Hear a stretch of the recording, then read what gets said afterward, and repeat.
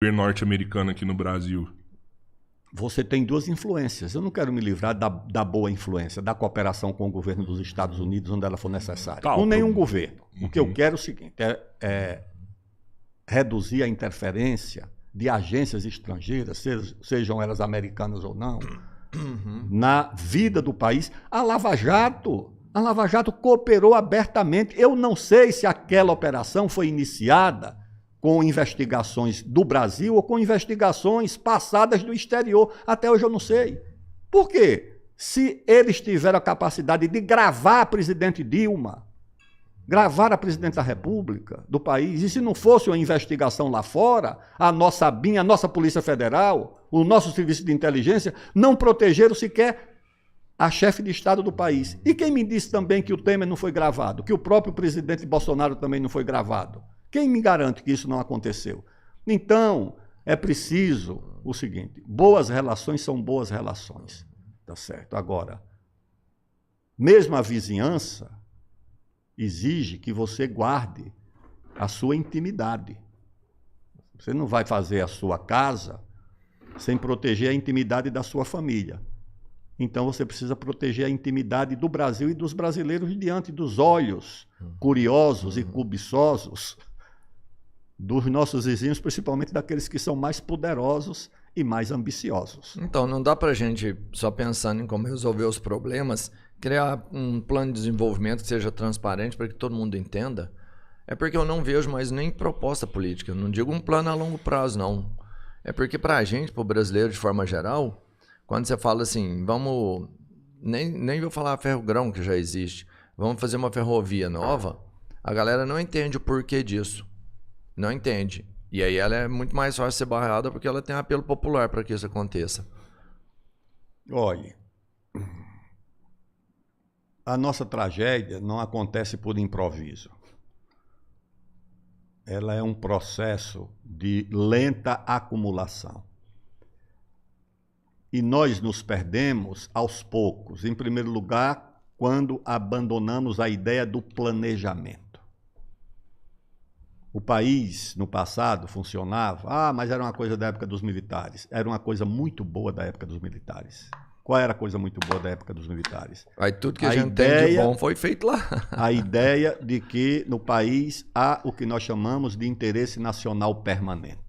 O que é o interesse nacional permanente? O interesse nacional é nacional porque reúne todos os interesses do empresário, do trabalhador, da classe média, do militar, do sacerdote, do jornalista, do advogado, do médico, do mecânico. Esse é nacional.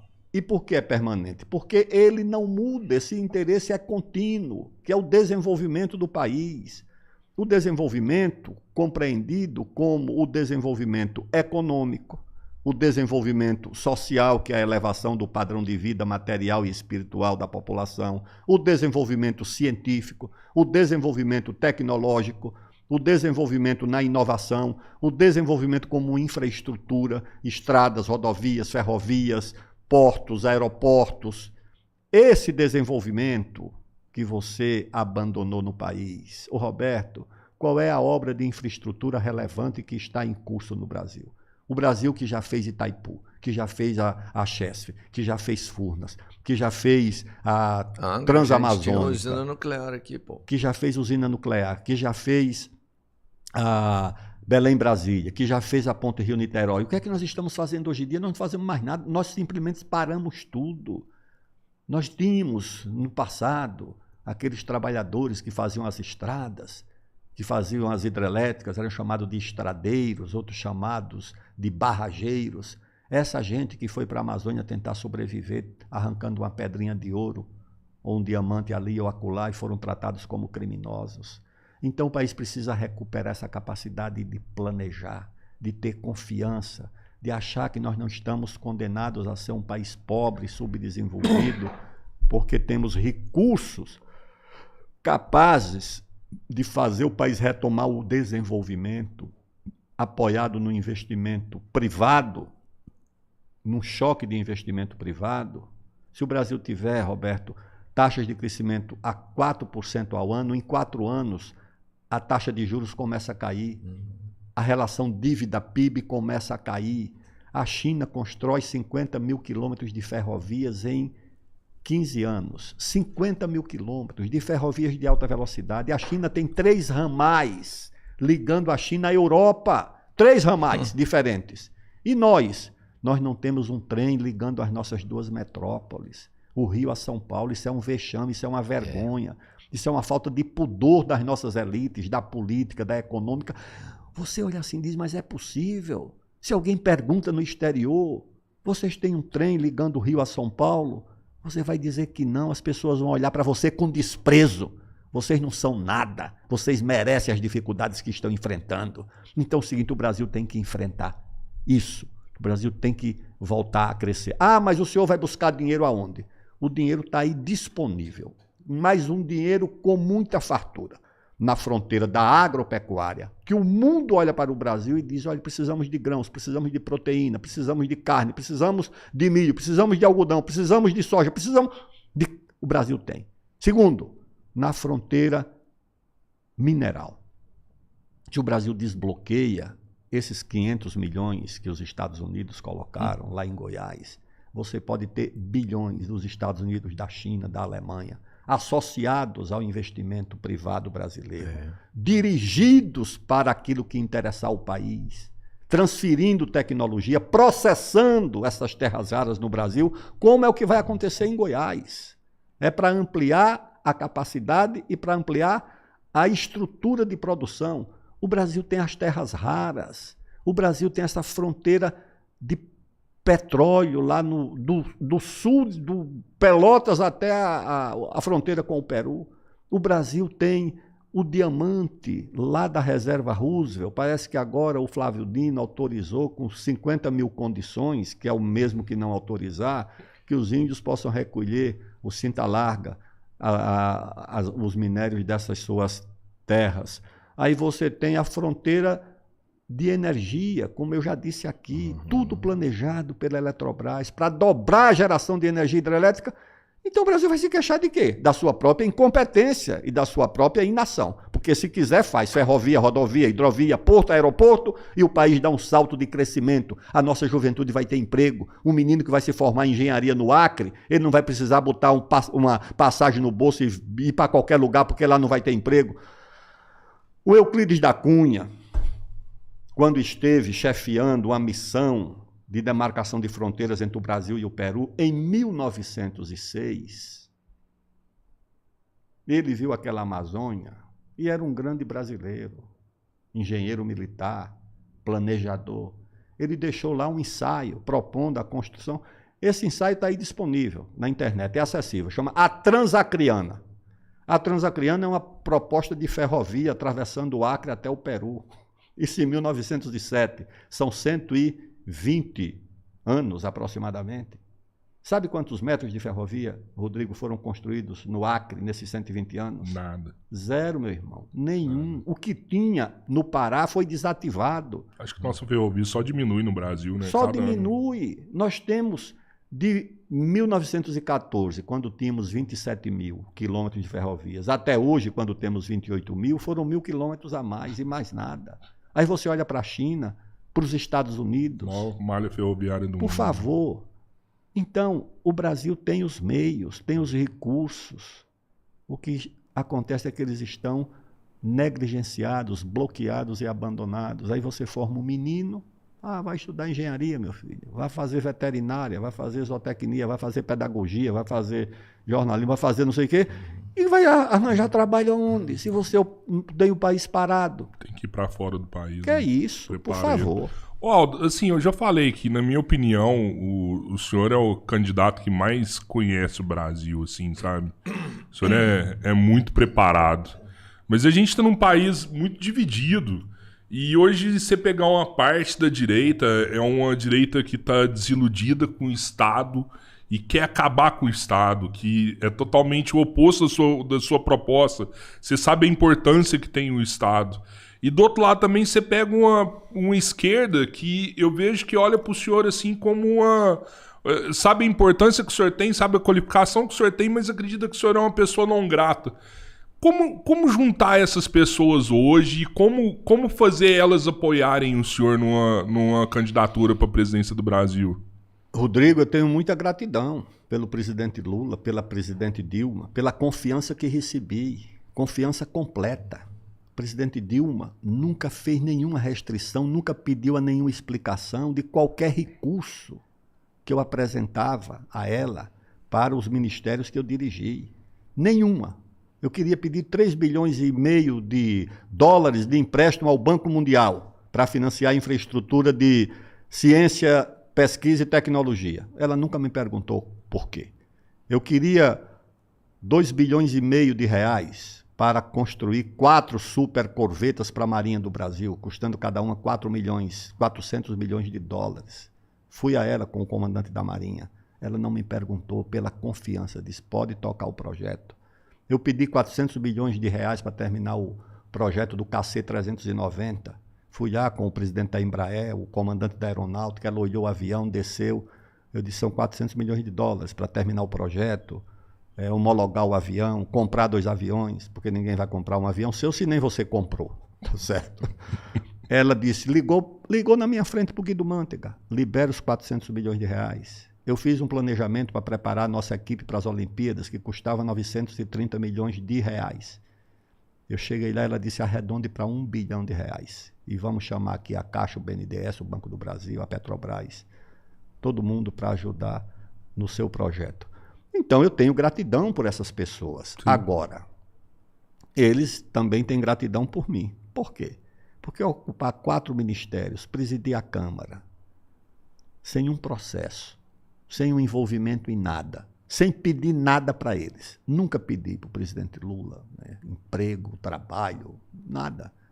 Aprovei Código Florestal, aprovei Lei dos Transgênicos. No governo do presidente Lula, a Lei dos Transgênicos. Sem oferecer um cafezinho para deputado, só com base no prestígio que tinham ministros como Roberto Rodrigues, o prestígio que eu tinha como ministro e como líder, e nós fizemos isso. Então, a gratidão também deve ser conduzida pela reciprocidade. E a minha crítica ao presidente Lula não é crítica pessoal, é uma crítica ao governo, à desorientação do governo. Minha crítica é ele entregar o comando do país em áreas importantes como licenciamento ambiental, Amazônia, energia, petróleo, gás, minérios, a um tipo como Marina Silva, que obedece a interesses internacionais, que não tem nenhuma relação com o Brasil. Ela não pode andar na Amazônia. Eu fui no Acre recentemente, quando o IBAMA, Polícia Federal, apreendendo e queimando casas numa reserva extrativista. Não foi na fazenda de um latifundiário, não, numa reserva extrativista Chico Mendes, porque o sujeito estava criando lá uma vaquinha para ter uma receita, para ter uma liquidez. Ela não pode entrar lá no Acre uma hora dessa. Ela não pode andar na rua de Rio Branco. Pode ter certeza, eu posso andar em qualquer rua de qualquer cidade da Amazônia. E vou ser respeitado. Dona Marina tem que ficar aqui em São Paulo. Ela não pode andar lá na Amazônia. Ela tem que ficar aqui, né, com as madames granfinas, amigas dela, para se proteger do repúdio que ela tem lá na Amazônia. É inegável o respeito político que o senhor tem no meio da política, assim, eu não tenho dúvida nenhuma disso. A minha preocupação é como aproximar isso do eleitor, assim, sabe? O que aproxima o Brasil do eleitor é uma agenda, que não é essa agenda da divisão do país. Você vai dividir o país entre esquerda e direita. O que é que o eleitor tem a ver com isso? É uma divisão ideológica, onde cada um pode ser de direita ou de esquerda. O eleitor, ele é, acima de tudo, um pai de família, que quer trabalhar, quer emprego, quer renda, quer pagar o aluguel da casa dele, quer ter segurança quando vai para o trabalho, quer que a filha dele não seja importunada por um delinquente quando chega em casa, depois da escola. O que ele quer é isso, o preço barato da comida. Ele não quer saber de ideologia. Isso aí é uma bolha que atrapalha o país. Tá certo? Todo mundo pode ter a sua liberdade de ser de esquerda, de direita, de centro-esquerda, de centro-direita. Pode fazer todas as posições do futebol. Tá certo? O centroavante, o centro-esquerdo, o centro-direito, o meia-direito. Pode ter tudo. Agora é o seguinte. Vá tratar. Isso aí é uma escolha sua. A escolha do país e do cidadão é o desenvolvimento, que interessa a todo mundo. Vai perguntar para o empresário, se interessa que o Brasil se desenvolva? É claro que ele se interessa. Se interessa que o Brasil tenha taxa de juros baixa, para o senhor pegar um dinheirinho no banco e investir num negócio? Claro que eu quero. E você quer que haja investimento no Brasil para gerar emprego? Claro que o cidadão diz, graças a Deus, eu estou botando o menino na escola, vai se formar técnico ou universitário, eu quero emprego. Mas quem manda no país não quer, né? Quem tem capital não quer. Eles querem a taxa de juros alta e deixar o dinheiro investido ali. Você vai ver isso aí em todos os governos que vieram sendo trocados aqui, quem mais sempre continuou ganhando foram os bancos. E não sei se dá para brigar com essa galera, viu, Aldo? Você teve a menor taxa de juros do Brasil no governo do presidente Bolsonaro. Não sei se chegou a 2% ou 3%. 2%. É uma notícia boa, mas ao mesmo tempo é uma notícia reveladora. Não mudou nada no país, apesar disso. Por quê? Porque não basta a taxa de juros baixa. A taxa de juros alta bloqueia o investimento. Um país que tem 15% de taxas de juros básica, porque a real é 20%. Para ir no banco não é a taxa da Selic, é muito mais alta. E tem uma taxa de investimento de 16%, esse país está inviável. A China tem taxas de juros de 3% e taxa de investimento de 40%, com um PIB muito maior do que o nosso. Então a taxa de juros alta inibe o investimento. Agora, alta inibe o investimento. A taxa de juros baixa é muito importante, mas sozinha ela não resolve, porque você precisa convencer o investidor a tomar o dinheiro e fazer o investimento. E se ele olha, vou fazer um investimento, vou entrar com um licenciamento para fazer uma obra, mas eu não sei se o meu licenciamento vai durar 5 anos ou 50 anos. Ele não vem, ele não vai. O Brasil, Roberto, Rodrigo, isso eu converso com economistas amigos meus, que diz o seguinte: Aldo, pela reserva de terras raras que o Brasil tem, o Brasil poderia emitir títulos lastreados em terras raras. Pelas terras raras que o Brasil tem, o Brasil poderia ter um fundo soberano de terras raras. Só que as terras raras precisam estar disponíveis. Ninguém vai comprar títulos emitidos, lastreados em terras raras, se as terras raras não estão disponíveis. Se as terras raras estão à disposição não do país, mas do IBAMA, da FUNAI, do Ministério Público, do juiz de primeiro grau, da ONG. Então essa terra rara desse jeito não serve para nada, elas precisam estar disponíveis. Por que é que a Noruega tem o maior fundo soberano de petróleo? Porque o petróleo da Noruega no mar está disponível. O nosso petróleo no mar não está disponível. Então, o país está bloqueado institucionalmente. Libere as terras raras, não estou nem falando do petróleo, tá certo? Que já é o produto que lidera as exportações no Brasil em 2025. Não estou falando nem do diamante, nem do potássio de Altazes, nem do cobre, do fosfato, da Reserva Nacional de Cobre, uma mina de 43 mil quilômetros quadrados, maior do que a Holanda, provavelmente, do que a Dinamarca, do que a Suíça ou a Bélgica. Tudo parado, bloqueado. Então, se você remove isso, aí o Brasil vai conhecer um declínio na taxa de juros, porque o país vai ter lastro, vai ter recurso garantido, e a relação dívida-PIB vai embicar para baixo. Mas isso, porque aqui se fala no reajuste pela despesa. Vai cortar mais o que de despesa, meus irmãos? Cortar mais aonde? Acabaram de cortar recurso do Ministério das Minas e Energia, do Ministério do Transporte, do Ministério da Ciência e Tecnologia, do Ministério da Educação. Cortaram recursos de todo mundo. Só não cortaram do Ministério Público Federal porque o ministro do Supremo disse que do Ministério Público Federal não se corta. Se corta da saúde, aí pode cortar. Da educação pode cortar. Do Ministério Público Federal não pode cortar. A senhora acredita que esse teto de gasto tem que ser removido também? O teto de gasto tem que ser removido. Essa discussão é uma discussão bizantina porque não tem gasto. O país não tem o que gastar, você está discutindo algo que é uma coisa completamente inocente. Vai gastar o quê? O país, pelo contrário, está cortando os gastos e vai iniciar o ano de 2026. É uma palavra técnica, que não é simplesmente o gasto que se faz, né, quando você congela o orçamento. Você tem o orçamento, mas você não tem a receita para executar o orçamento. Então o ministro não pode autorizar nenhuma obra, ele não pode fazer uma nota de empenho. Dizer, não empenha esse recurso aqui para fazer um ginásio de esporte, para fazer uma estrada, uma ponte. Não tem esse recurso. E você fica discutindo o teto do gasto sem ter o que gastar. Primeiro, vamos ter o que gastar, vamos fazer com que o país tenha receita. Tenha receita. Aí você vai ter um Estado com recurso para investir, tá certo? O Estado vai ter meios e o Estado vai fomentar o investimento privado, que você pode fazer, estrada, rodovia, ferrovia, concessão, pode fazer um monte de coisa.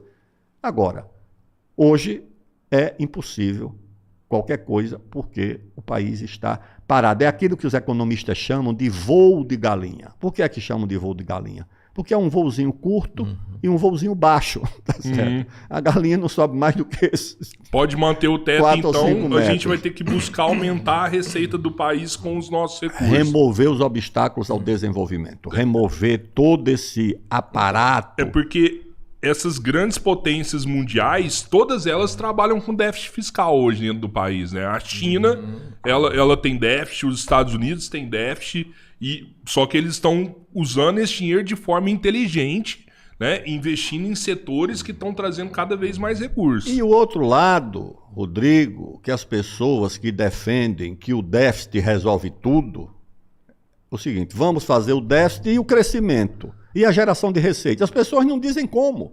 Eu digo, então você vai fazer déficit infinito, sem receita? A China pode ter déficit, os Estados Unidos podem ter déficit, mas eles têm receita, têm investimento, têm desenvolvimento. O governo americano pode botar 400 milhões de dólares aqui. Se o governo brasileiro não tem nem 40 reais para colocar em nada. Os americanos podem colocar 400 milhões de dólares. Quando a gente fala aí de teto, de gasto e tudo, existe a diferença entre o que é gasto e o que é investimento. O investimento é alguma coisa que você vai projetar algum empenho ali, algum valor, e ele vai te retornar em algum momento. Outra coisa são os gastos. O que a gente não pode ter aqui, o aumento é o aumento de gastos. O aumento de investimento ele é super aceitável, porque é através de investimento que você traz recurso. É verdade, Roberto, mas tem uma diferença entre gasto e investimento, mas tem uma coisa semelhante. Os dois vão precisar de receita. Sem receita, mas a receita por investimento pode vir com um crédito, sei lá, empréstimos, por exemplo. Mas toda vez que você faz um crédito, a pessoa que te empresta vai perguntar como é que você vai pagar. Tá certo? Mas você já deu uma opção aqui, que seria um título de terras raras. Mas elas estão disponíveis? Não, mas você pode arrancar isso com iniciativa privada, por exemplo? Pode. Tudo bem, desde que a iniciativa privada diz não. Eu tenho... Olha, vocês conhecem o Capelli, que é o presidente da BDI, né? Que é ligado ao Ministério da Indústria e Comércio, Ricardo Capelli. Ele deu entrevista um dia desse. Ele foi meu secretário lá no Ministério do Esporte, é um rapaz competente. O que é que ele disse? Só a Vale do Rio Doce tem 70 bilhões de reais de investimento parado por falta de licenciamento. O país como um todo tem mais de 300 bilhões. Você acha que não vai ter investimento privado ou o governo americano, se tiver disponibilidade de terras raras, de petróleo, de tudo no país, que esse diamante que está lá na reserva Roosevelt, o governo diz quantos bilhões de dólares saíram já clandestinamente. O governo computa a evasão desses diamantes, só não computa a receita porque saiu de contrabando. Que é isso? Por favor, entendeu? Então, tudo isso depende de um fator comum, geração de receita. O resto, teto de gasto, desde que tenha receita. Investimento, desde que tenha receita. Despesa, desde que tenha receita. Se não, você tem, hoje, falta de dinheiro para as universidades. Está aí a crise. As agências que estão parando. As Forças Armadas, dinheiro para colocar os aviões da FAB para voar. Roberto, eu fui ministro da Defesa, aqueles aviões têm que voar permanentemente. Permanente? Tem que voar porque senão você desativa. O piloto tem que voar, tem que ter uma carga de voo permanente, porque senão ele é desativado. O piloto que não voa, ninguém entrega um avião a ele. Ele tem que fazer manobras permanentes, um aprendizado permanente. E se aquele avião não voa, eu me lembro do brigadeiro Rossato chegando lá pedindo recurso para quê? Para combustível. Você não pode ter uma força aérea que não voa, que não treina, que não mantém o estado da arte, da habilidade. O piloto tem que estar permanentemente... Não, o piloto está 3 anos que ele não voa. O Brasil precisa interceptar um caça desconhecido que chegou. Esse homem, há 3 anos que não voa, vai fazer o quê? Não, ele tem que voar toda semana, ou pelo menos a cada 15 dias, para manter o estado da arte, os seus reflexos, a sua habilidade, o domínio do equipamento, porque Força Armada é recurso humano e equipamento. O Brasil tem recursos humanos de primeira qualidade. Todo mundo respeita a qualidade humana das nossas Forças Armadas. Agora, o equipamento. Você diz o seguinte, não, acabei de formar esse homem, piloto de fragata, comandante de fragata, e aí ele vai comandar o quê? Ele vai comandar uma lancha.